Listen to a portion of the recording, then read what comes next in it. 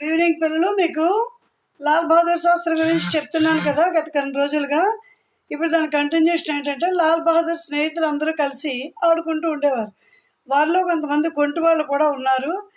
ఒకసారి వాళ్ళందరూ ఒక తోటలోకి వెళ్ళి జామకాయల్ని తోటమాలకు తెలియకుండా కోసుకుందామని అనుకున్నారు.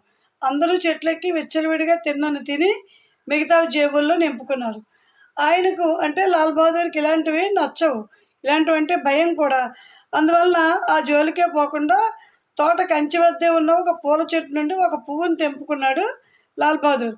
ఇంతలో తోటమాలి వచ్చాడు. ఎక్కడి వారు అక్కడే పరిగెత్తిపోయారు. ఇక మిగిలింది లాల్ బహదూర్.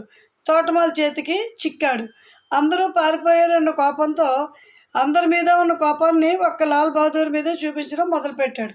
అప్పుడు జాలి గొలిపేటట్టుగా ఇలా అన్నాడు, తోటమాలి, నేను పెద్ద తప్పు ఏమీ చేయలేదు.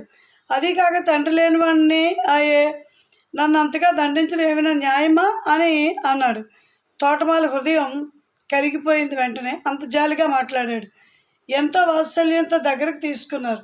ముద్దాడుతూ ఒక మాట చెప్పాడు, నాయన, నీవు చిన్నవాడు, తండ్రి లేనివాడు కాబట్టి మిగతా వారికన్నా నువ్వు చాలా జాగ్రత్తగా ఉండాలి సుమా. ఇలాంటి పనులు చేయొచ్చా?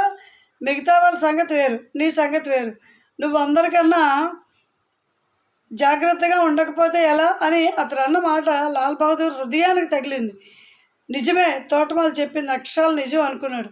అప్పటి నుంచి లాల్ జీవన విధానమే మారిపోయింది.